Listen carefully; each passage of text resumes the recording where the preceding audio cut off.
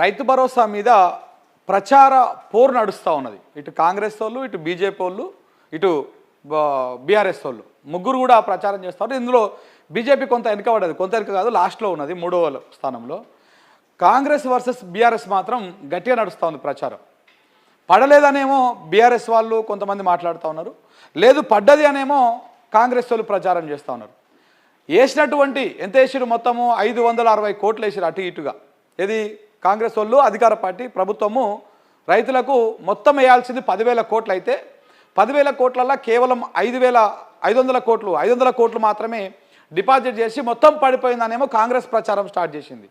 ఇంకా రైతులు ఎవరికి రాలేదు, ఇంకా రైతులకు మీరు రేవంత్ రెడ్డి చెప్పినప్పుడు టకీ టకీ అని మెసేజ్లు రాలేదు, ఎప్పుడు వస్తాయనేమో బీఆర్ఎస్ వాళ్ళు ప్రశ్నిస్తూ ఉన్నారు. మరి ఇందులో వాస్తవం ఏంది, అసలు ఈ ప్రచార గోస ఏంది కాంగ్రెస్ పార్టీకి, ఎందుకు ఈ ప్రచార గోస ఏర్పడ్డది, కాంగ్రెస్ ప్రచారాన్ని చూసి బీఆర్ఎస్ ఏం నేర్చుకోవాలి, ఒకసారి మాట్లాడే ప్రయత్నం చేద్దాం. అలాగే వీడియోల మీద వీడియోలు, ఇటు బీఆర్ఎస్ పార్టీ వీడియోలతోటి దాడి చేస్తూ ఉన్నది, ప్రశ్నిస్తూ ఉన్నది, అటు కాంగ్రెస్ పార్టీ కూడా అదే వీడియోలతోటి ఇటు ప్రతిదాడి చేస్తున్నటువంటి పరిస్థితి కనపడుతూ ఉంది సోషల్ మీడియాలో, ఇటు మెయిన్ స్ట్రీమ్ మీడియాలో కూడా. ఒకసారి ఈ చర్చ చేద్దాం. కాంగ్రెస్కు ప్రచార గోస పట్టుకున్నది. ఇప్పుడు చెప్పేదేమో వీళ్ళు కొండంత, చేసేదేమో గోరంత అన్నట్టుగా ఉన్నది కాంగ్రెస్ వాళ్ళది. ఎందుకంటే ఎన్నికలప్పుడు హామీకి పోయినప్పుడేమో కేసీఆర్ బిచ్చం వేసినట్టు 10,000 వేస్తున్నాడు, మేము అధికారంలోకి రాగానే 15,000 ఎకరానికి ఇస్తాము అని చెప్పేసి ప్రచారం చేసుకున్నారు కాంగ్రెస్ వాళ్ళు. అధికారంలోకి వచ్చిరు, ఏడాది అయిపోయింది, 1.5 వస్తూ ఉన్నది, ఇంకా ఆ 15,000 గతి లేవు, 10,000 కూడా దిక్కులేదు.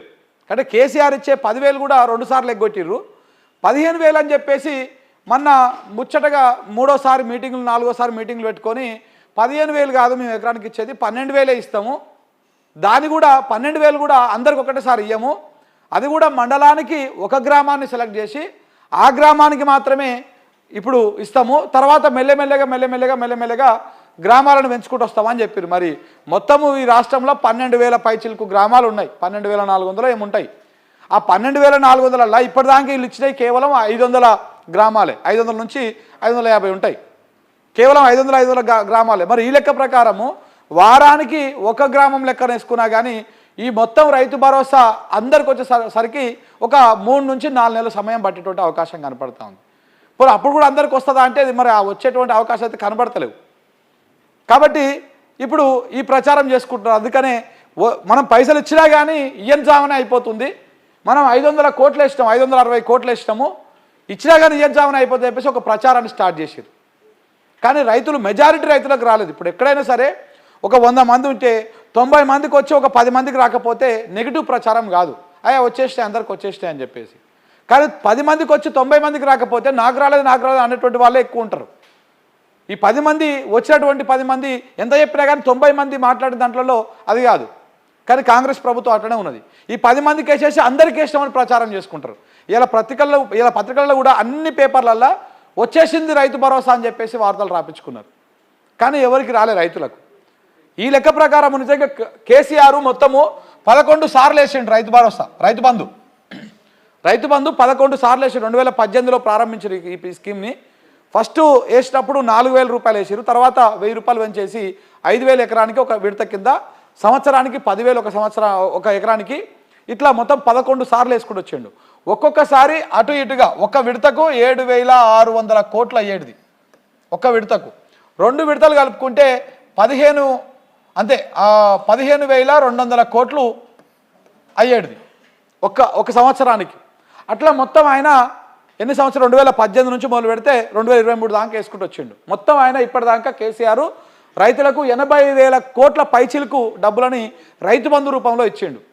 కానీ వాళ్ళు ఎన్నడూ కూడా ఇంత ఈ రేంజ్లో అయితే ప్రచారం చేసుకోలేదు. రైతు బంధు పైసలు పడ్డాయి అని చెప్పుకున్నారు ఒకరోజు ఏదో, కానీ ఈ రేంజ్లో ప్రచారం చేసుకోలే.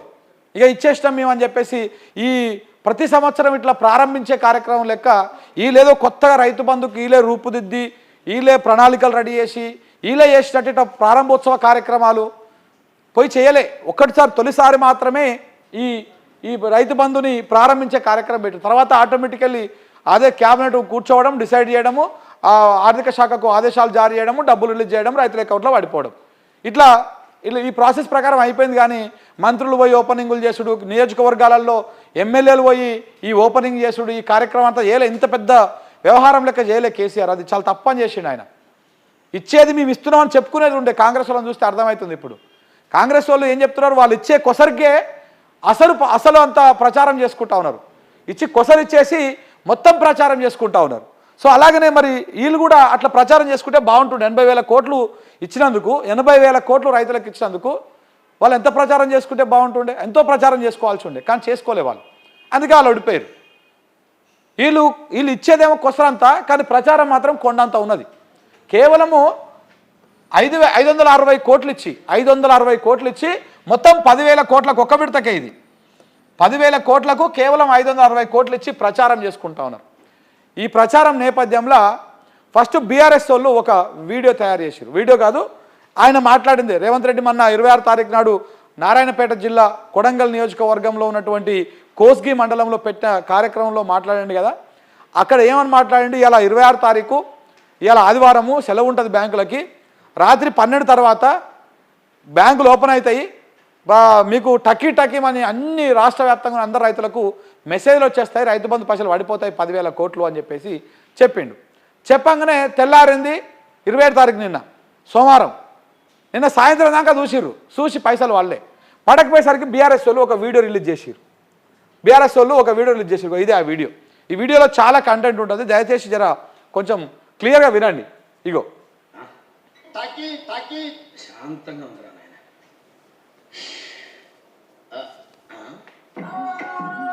ఇగో వెంకటరెడ్డి సిమెంట్ బ్యాగ్స్ అంట. అంటే మన ఈ సిమెంట్ బ్యాగ్స్ అని ఎందుకు వచ్చిందంటే పేరు, అప్పట్లో గాదర్ కిషోరు సిమెంట్ బ్యాగులు అమ్ముకొని బీరు తాగిండు అని చెప్పేసి నా మీద మాట్లాడిండు. అందుకే cement bags, Venkatareddy cement bags అని పెట్టి కిందగా మెసేజ్ చేసిండంట. ఈయనకి, ఎవరికి, రేవంత్ రెడ్డికి మెసేజ్ చేసిండు. రైతు బంధు వేసావా బ్రో అని చెప్పేసి ఒక మెసేజ్ చేసినంట. ఎంత మంచిగా కామెడీగా చేసాడు చూడు. చేసి చూసుకొని ఇక చూడండి ఎట్లుందో, లోపల పెట్టుకుండు.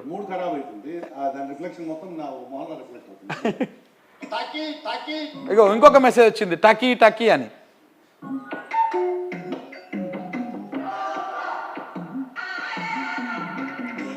పొన్నం బస్ అంట. పొన్నం బస్ అంటే మరి ఇక బస్సులకు రవాణా శాఖ మంత్రి కాబట్టి పొన్నం బస్ అని సేవ్ చేసుకున్నాడంట ఆయన.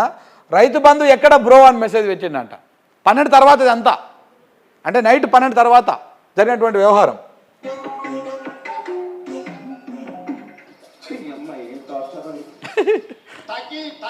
ఇంకొక మెసేజ్ వచ్చింది.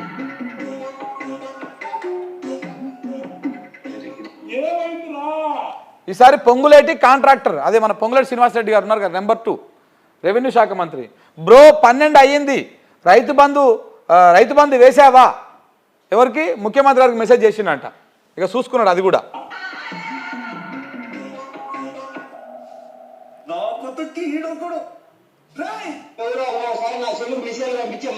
చెప్తాడా ఎన్నిలా పంపించేది, మీకేం పని పట్టలేదా ఇంటికాడ? కాదురా, నాకేం తెలియకపోయా, మీరు ఎన్నెన్నో పెడతా ఉంటారు, మిస్కాల్ సెల్లు యాంగ్ అయిపోతా ఉంటే.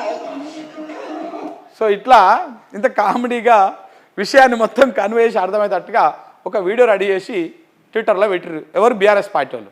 ఏమని పెట్టారు అంటే, బాబు బ్రో 12 అయిపోయిందని ఫస్ట్ వెంకటరెడ్డి మెసేజ్ పెడతాడు, నువ్వు వేసినావా అని. దాన్ని చూసుకొని జేబులో పెట్టుకుంటాడు ఈయన రేవంత్ రెడ్డి ఫోను. అది అయిపోగానే మళ్ళీ పొంగులేటి మన పొన్నం ప్రభాకర్ గారు ఆయన మెసేజ్ చేస్తాడు, బ్రో 12 దాటిపోయింది వేసినావా రైతు బంధు అని. అది చూసుకొని రిప్లై ఏమి ఇయ్యాడు, చూసుకొని జస్ట్ ఆ మాత్రం లోపల పెట్టేస్తాడు. మళ్ళీ నెక్స్ట్ పొంగులేటి శ్రీనివాసరెడ్డి కాంట్రాక్టర్, ఆయన కూడా బ్రో ఏమైంది 12 దాటిపోయింది ఇంకా వేయలేదా, వేసినావా వేయలేదా చెప్పు అని చెప్పేసి మెసేజ్ పెడతాడు. అది కూడా చూసుకొని జేబులో పెట్టుకుంటాడు. తర్వాత ఆ ఫీలింగ్ ఎట్లా ఉందంటే, ఏంది నాకు ఈ జీవితానికి, నాకు ఎందుకు ఇన్ని మెసేజ్లు పెడుతున్నారు అని చెప్పేసి ఒక కామెడీ ఆడియో ట్రాక్ని మిక్స్ చేసి ఒక వీడియో రిలీజ్ చేసి, ఇది బాగా సర్క్యులేట్ అవుతుంది, వైరల్ అవుతూ ఉంది సోషల్ మీడియాలో, బాగా వైరల్ అవుతూ ఉన్నది. ఇది అయిపోయిన తర్వాత ఇక దీన్ని కౌంటర్ ఇవ్వాలి కదా, మరి కాంగ్రెస్ పార్టీ వాళ్ళు కౌంటర్ ఇవ్వాలి కదా. ఇక వచ్చింది అని చెప్పేసి ఓ దుకాణం మొదలుపెట్టారు. ఇక చూడు, ఇక ట్విట్టర్లో ఇగో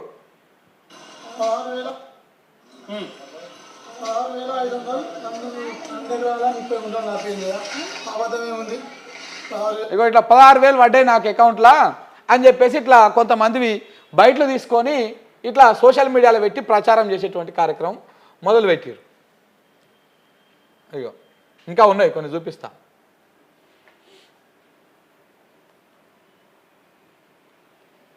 ఇంకో ఇట్లా స్క్రీన్ షాట్లు పెట్టి రైతు భరోసా డబ్బులు వచ్చేసినాయి టక్కి టక్కి అని ఇంకొక వీడియో రెడీ చేసిరు.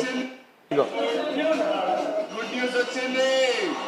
సోమవారం పొద్దుగాల మీ ఫోన్లు టింగ్ టింగ్ టింగ్ టింగ్ చెల్లెళ్ళు తమ్ముళ్ళు అందరూ కూడా ఇవాళ కాంగ్రెస్ ఓటేయాలని చెప్పి ఇట్లా వాళ్ళు మాట్లాడిన బయటలను పెట్టేసి వీళ్ళు ఇట్లా ఇట్లా మెసేజ్లు బయట్లు ఇట్లా 32,000 పడ్డాయని ఇట్లా అన్నీ తీసుకొని వీళ్ళు కాంగ్రెస్ వాళ్ళు స్టార్ట్ చేశారు.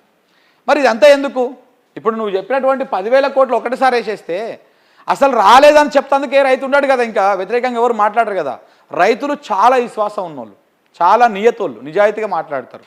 వస్తే వచ్చింది అంటారు, రాకపోతే రాలేదు అంటారు. కానీ తీసుకొని రాలేదు అని చెప్పేసి అనరు. మీరు వేయాల్సిన 10,000 కోట్లు ఒకటేసారి వేసేస్తే వచ్చిందని చెప్తారు కదా.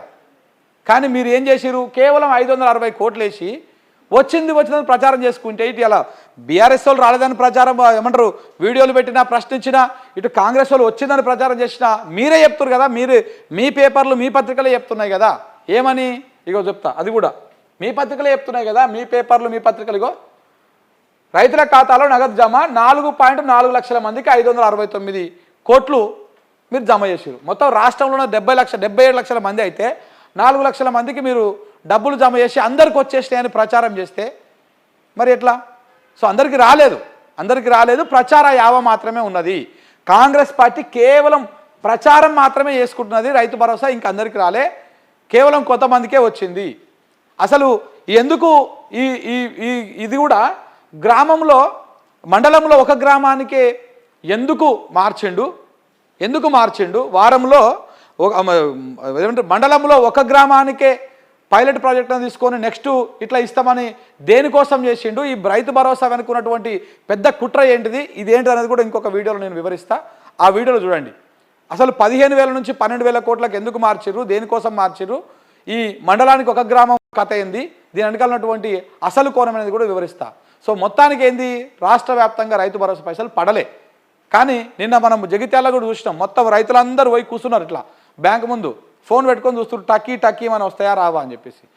టక్కీ లేదు, టింగు లేదు, ఏది లేదు, రాలేదు. ఇంకొచ్చేటువంటి అవకాశాలు కూడా ఇంకా వాళ్ళ వంతు వచ్చే వరకే నాకు తెలిసి 3 నెలలో 4 నెలలో పడుతుంది. ఎందుకంటే 2023 డిసెంబర్ 7 తారీఖు ప్రభుత్వంలోకి వచ్చినాక అప్పటికే ఖజానాలో ఉన్నటువంటి 7,600 కోట్లు వీళ్ళు మింగి వీళ్ళు ఆ రైతు బంధు పైసలను ఏప్రిల్ దాకేసిర్రు. అంటే డిసెంబరు, జనవరి, ఫిబ్రవరి, మార్చి, ఏప్రిల్ 5 నెలలు వేసిర్రు. మరి ఈ లెక్క ప్రకారం 27 తారీఖు నాడు స్టార్ట్ అయితే టక్కీమని మనకు రావాలంటే ఎంత అయింది? జనవరి అయిపోయింది కదా, ఫిబ్రవరి, మార్చ్, ఏప్రిల్, మే, జూన్ నాటికి వస్తాయి. జూన్ నాటికి అందరికీ వచ్చేటువంటి అవకాశం ఉంది. అది కూడా మరి ఎంతమందికి వస్తే ఎంతమందికి రాదు ఏందనేది కూడా చూడాల్సినటువంటి అవసరం ఉంది.